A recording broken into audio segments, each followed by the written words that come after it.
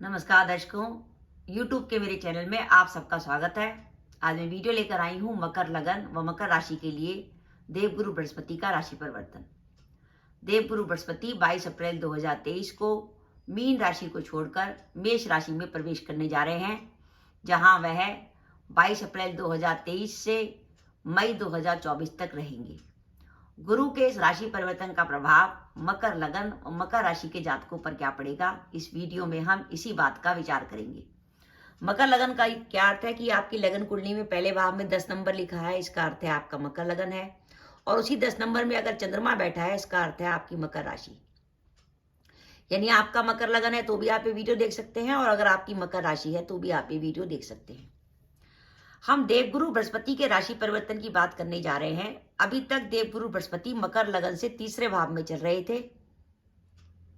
तीसरे भाव में जो गुरु चल रहे थे वो भाव के हिसाब से तो शुभ नहीं थे, लेकिन गुरु की दृष्टियां शुभ थी, क्योंकि गुरु की एक दृष्टि आपके भाग्य भाव पर आ रही थी, एक लाभ भाव पर आ रही थी। लेकिन अब मकर लगन में देवगुरु बृहस्पति मीन राशि को छेड़कर चौथे भाव में आ जाएंगे। पहले मैं आपको स्पष्ट करूं कि गुरु का गोचर कहां शुभ होता है। गुरु का गोचर शुभ होता है दूसरे, 5वें, 7वें, 9वें और 11वें स्थान पर। तो यह तो तय है कि जब से देवगुरु बृहस्पति ने कुंभ राशि को छोड़ा था, मकर लगन व मकर राशि के लिए गुरु का गोचर शुभ नहीं था। लेकिन मीन राशि में तब भी एक खास बात थी कि मीन राशि में गुरु स्वराशि के थे और उनकी भाग्य भाव और लाभ भाव पर दृष्टियां थी, जिससे मकर लगन व मकर राशि के जातकों को ज्यादा प्रॉब्लम नहीं थी। लेकिन अब 22 अप्रैल 2023 को जो देवगुरु बृहस्पति आपके चौथे भाव में आ रहे हैं, मेरे हिसाब से, मेरी गणना के हिसाब से उनकी दृष्टियां भी अशुभ हैं और उनका उस भाव में आना भी अशुभ है। मेरा जो 20-25 साल का अनुभव है, उसके आधार पर मैं बता रही हूं कि उनका इस भाव में बैठना भी गलत है और उनकी दृष्टियां भी शुभ है। बस मकर लगन व मकर राशि के वो जातक जो कि इस समय अपनी वर्तमान जगह को छोड़ने में इंटरेस्टेड है। जैसे कई लोग होते हैं कि नहीं, हमें तो इस साल इंडिया छोड़ देना है, हमें तो इंडिया छोड़ के विदेश में सेटल हो जाना है, या एक कंट्री छोड़ के दूसरी कंट्री को जाने वाले हैं, उनके लिए तो गोचर बड़ा शानदार है। क्योंकि गुरु और शनि जैसे ग्रहों की आदत है कि जब भी आपके चौथे भाव पे भ्रमण करेंगे, आपकी जगह को छुड़वा देंगे। कोई ना कोई रीजन बनेगा, आप नौकरी बदल लेंगे, या आप उस देश की कंट्री बदल लेंगे, या आप अपना वहां पे रहने का मकान बदल लेंगे, नई प्रॉपर्टी खरीद लेंगे, यानी आपके रहने की जगह तो छुड़वाएंगे। तो वही यहाँ गुरु करने वाले हैं कि आपकी जो वर्तमान जगह है, आपका जो वर्तमान रहने की जगह है, वो बदलने वाली है। अब उसका कोई भी कारण हो सकता है, आपकी वर्तमान नौकरी का बदला जाना, आपका जन्म स्थान को छोड़ देना, आपका फॉरेन सेटलमेंट का निर्णय ले लेना। अगर ये सब चीजें हैं वो तो पॉजिटिव हैं, क्योंकि आप मकर लगन व मकर राशि के जातक हैं और अभी आपके ऊपर 7.5 का तीसरा फेज चल रहा है। शनि आपके कुटुंब भाव में चल रहे हैं। इस समय अगर आप फॉरेन सेटलमेंट की सोचते हैं तो बहुत अच्छा डिसीजन है, मैं उसके लिए आपको सराहना करूंगी, क्योंकि इससे बढ़िया समय आपको फॉरेन सेटलमेंट का नहीं मिलेगा, जब शनि और गुरु दोनों फॉरेन सेटलमेंट का संकेत दे रहे हैं। लेकिन अगर इसके अलावा आप अपनी कंट्री में रहते हैं और अपनी वर्तमान नौकरी में खुश हैं, उसमें अगर ये गुरु का गोचर आता है तो आपको थोड़ा संभल के चलने वाली बात है। तो उसकी हम विचार करते हैं कि गुरु का गोचर आपके लिए क्या कर सकता है। पहली बात तो यह है कि मेरा मानना है कि आप मकर लगन व मकर राशि के जातक हैं तो प्रॉपर्टी से जुड़े मामलों में सावधानी बरतिएगा 22 अप्रैल 2023 के बाद, क्योंकि धन और संपत्ति से जुड़े मामलों में यह गुरु आपको हानिकारक होगा। इस गुरु का एक संबंध आपके अष्टम भाव से है, एक द्वादश भाव से है। यानी अचानक कोई प्रॉपर्टी से जुड़ा कोई बड़ा खर्चा आपको करना पड़े, या प्रॉपर्टी को लेकर आपका कोई लॉस हो जाए, इसका ध्यान रखिएगा। धन संपत्ति की हानि का संकेत मिल रहा है। जन्म स्थान छूटना तो उन लोगों के लिए शुभ है जो फॉरेन सेटलमेंट चाहते हैं, और साथ ही गुरु का गोचर जो है माता के लगन पर हो रहा है। यहाँ द्वादश माता के लगन पर चलेगा और पिता के भाव से अष्टम पे है, तो माता पिता दोनों के स्वास्थ्य को लेकर खराब है।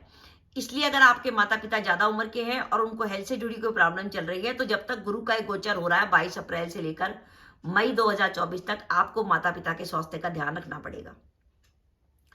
इस अवधि में, अप्रैल से मई तक की अवधि में, वाहन सावधानी से चलाइएगा। किसी प्रकार की वाहन दुर्घटना का संकेत मिलता है, क्योंकि गोचर में गुरु जो है आपके द्वादश में चल रहे हैं। और अगर बाई चांस आपकी कुंडली में षष्टेश बुध आपके चौथे भाव में बैठे हुए हैं, या आपका चतुर्थेश मंगल छठे भाव में बैठा हुआ है, तो ये वाहन दुर्घटना का योग है। इसलिए वाहन दुर्घटना में सावधानी रखिएगा अगर आपकी कुंडली में मिथुन का मंगल या मेष का बुध है। अगर आपका वर्तमान में कोई कोर्ट केस चल रहा है तो मेरा ये मानना है कि ये कुछ परेशानी का समय आपके लिए रहेगा।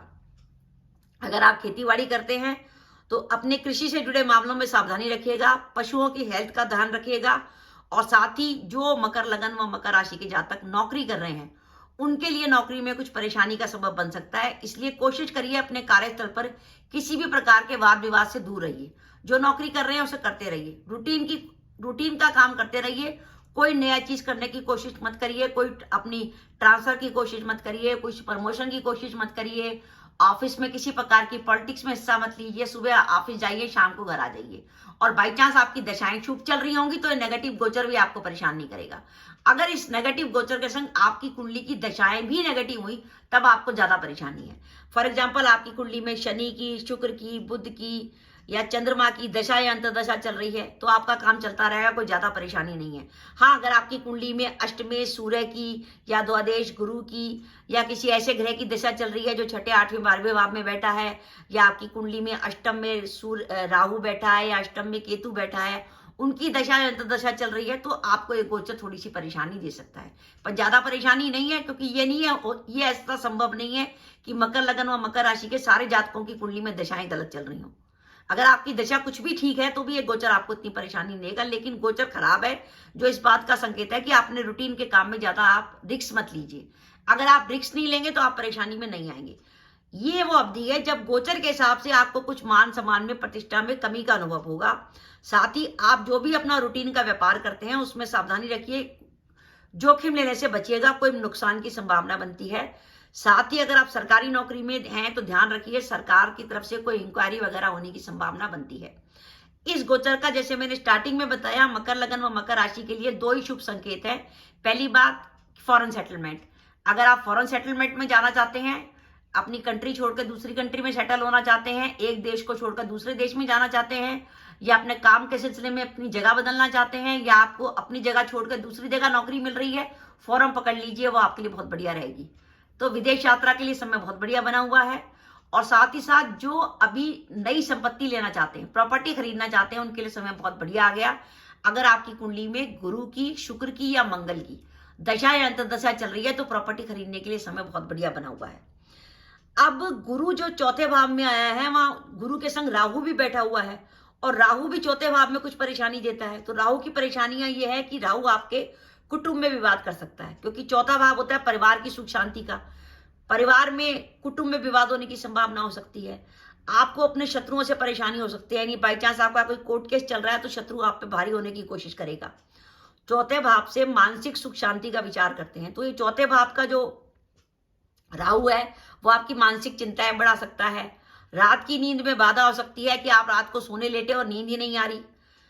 आपके अचानक ही आवास परिवर्तन की संभावना बन सकती है कि आप एक जगह छोड़कर दूसरी जगह चले जाएं। हो सकता है आप प्रॉपर्टी खरीदे तो अपनी जगह बदल लें।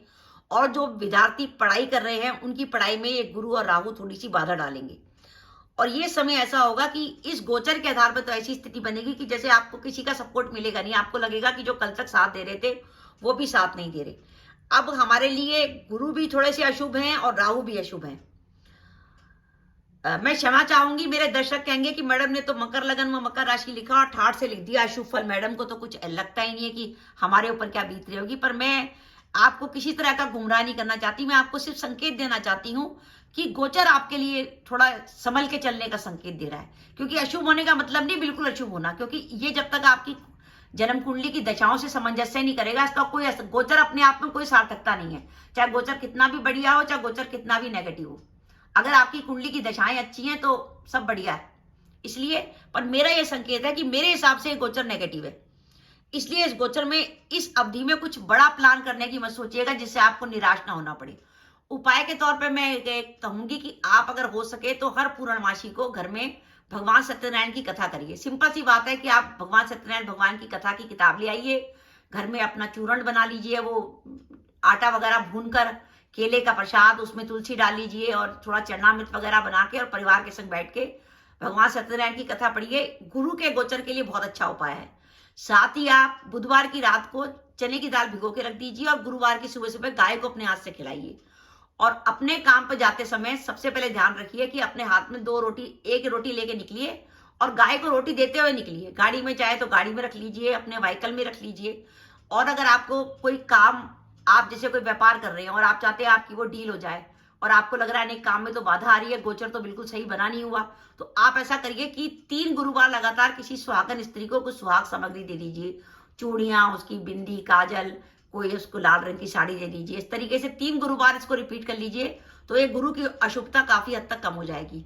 और आप चाहें तो इस गुरु की अवधि में उपाय के तौर पर अपने हाथ में पीले रंग का बैंड भी बांध सकते हैं, पीले रंग का धागा भी बांध सकते हैं, वो भी आपको पॉजिटिव इफेक्ट देगा। और कोई चाहे तो हाथ में हल्दी की गांठ भी बांध सकता है, उसका भी आपको हल्दी की गांठ को धागे में बांधकर अपने हाथ में बांध सकता है, उसका भी आपको पॉजिटिव इफेक्ट आएगा। तो मेरा यह मानना है कि मकर लगन व मकर राशि के लिए ये 22 अप्रैल से लेकर 24 मई 2024 तक का समय थोड़ा सा गोचर के हिसाब से अशुभ है। लेकिन जैसे ही गुरु गोचर में वक्री होंगे, अगस्त से लेकर नवंबर के बीच में, वो समय आपके लिए अच्छा जाएगा, क्योंकि गुरु तब आपको तीसरे भाव का फल देंगे जहां से गुरु की दृष्टियां शुभ होती हैं। क्योंकि आप देखिए, हर चीज का एक समय आता है। अगर ये भी नेगेटिव गोचर आया है तो मई 2024 में जब गोचर आएगा तो वो आपके लिए पॉजिटिव होगा, क्योंकि तब देवगुरु बृहस्पति आपके पंचम में विराजेंगे, लगन को देखेंगे और भाग्य भाव को भी देखेंगे। तो इसलिए गोचर के कारण परेशान मत होइएगा। अगर आपको मेरी कोई मदद चाहिए, अगर आपको लग रहा है कि गोचर सुन के आप परेशान हो गए, तो आप कमेंट बॉक्स में कमेंट कर दीजिए या मेरे व्हाट्सएप पे मैसेज भेज दीजिए। मैं आपको बता दूंगी आपकी दशाएं कैसी चल रही हैं। परेशान मत होइए, निराश मत होइए। बस मैं ये आपको डराना नहीं चाहती, मैं सिर्फ बताना चाहती हूँ कि गोचर इस बात का संकेत दे रहा है कि इस समय जो भी प्लान करिए सोच विचार के करिए। कोई ऐसी बड़ी प्लानिंग मत करिए जो इस गोचर में क्रियान्वित ना हो सके। तो दर्शकों, मेरा वीडियो था कि मकर लगन व मकर राशि के लिए 22 अप्रैल 2023 से देवगुरु बृहस्पति जो राशि परिवर्तन कर रहे हैं वो इतनी शुभ नहीं है।